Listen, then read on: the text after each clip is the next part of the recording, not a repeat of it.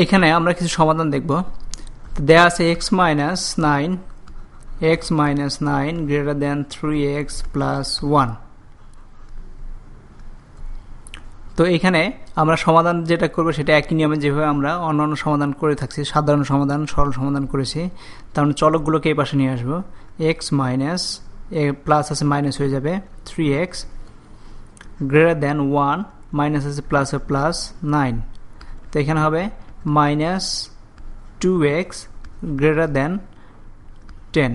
তো এখন দুই পক্ষকে যদি মাইনাস দিয়ে ভাগ করি, -2 দিয়ে যদি ভাগ করি, তো আমরা জানি যখন কোনো দুই পক্ষকে মাইনাস দিয়ে বা ঋণাত্মক সংখ্যা দিয়ে ভাগ করা হয় তাহলে সেটার চিহ্ন পরিবর্তন করে। তার মানে আমাদের হবে -2x divided by -2 greater than আছে লেস দেন হয়ে যাবে।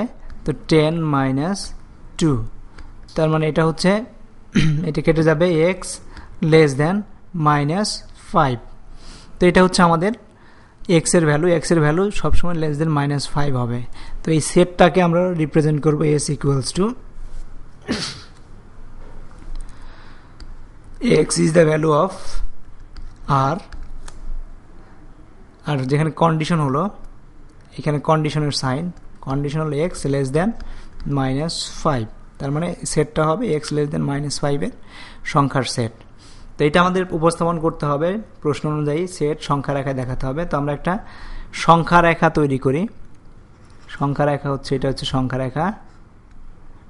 রেখা, এইখানে এরো।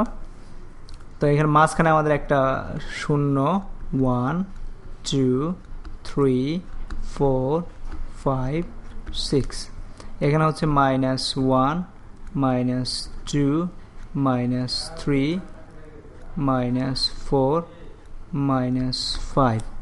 তো এইখান থেকে আমাদেরকে বলা হয়েছে x ইজ লেস দেন -5, তার মানে x -5 এর সাথে ছোট, এখানে দিতে পারি -6, তার মানে -7 লিখতে পারি।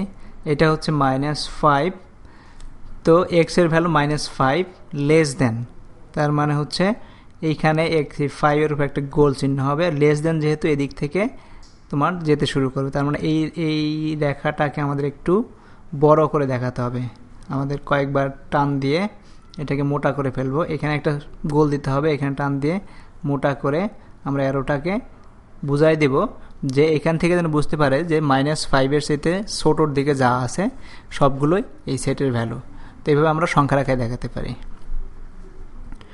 তো আরেকটা অঙ্ক যদি দেখি, a into x plus b less than c, এখানে বলা হয়েছে a not equals to 0, তার মানে আমরা বলতে পারি x plus b less than not equals to 0 c by a, তার মানে বলতে পারি x less than c by a minus b। তো c by a minus b, তো এখন বলা হয়েছে a হচ্ছে ঋণাত্মক সংখ্যা আর a হচ্ছে নন জিরো, মানে কোনো জিরো হবে না, a নট ইকুয়ালস 0। এটা হতে পারে পজিটিভ সংখ্যা হতে পারে, মানে গ্রেটার দেন 0 হতে পারে অথবা লেস দেন 0 হতে পারে, কিন্তু 0 হবে না। তার মানে এখন যদি a যদি নেগেটিভ নাম্বার হয়, কারণ a দিয়ে ভাগ করা হয়েছে, a যদি নেগেটিভ নাম্বার হয়, নেগেটিভ নাম্বার হলে যেটা হবে সেটা হচ্ছে a into x plus b divided by a greater than c by a, কারণ a যদি নেগেটিভ নাম্বার হয়ে থাকে তাহলে দুই পক্ষকে নেগেটিভ দিয়ে ভাগ করতে হচ্ছে, তার জন্য less than sign greater than সাইনে পরিণত হয়ে যাচ্ছে। তার মানে এখান থেকে যদি হয়, এটা a যদি পজিটিভ হয় তাহলে আমাদের x less than equals to less than c by a minus b, আর a যদি নেগেটিভ হয় তাহলে আমাদের সলিউশন আসবে এভাবে, তার মানে x plus b greater than c by a, তো x is greater than c by a minus b। তো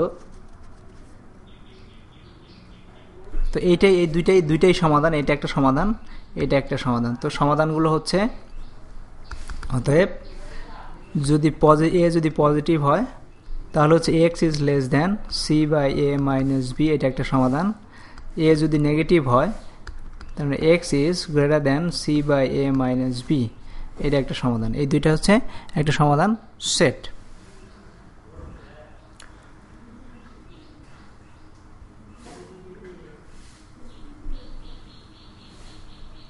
তো এটাকেই আমরা ধরে নেবে হবে।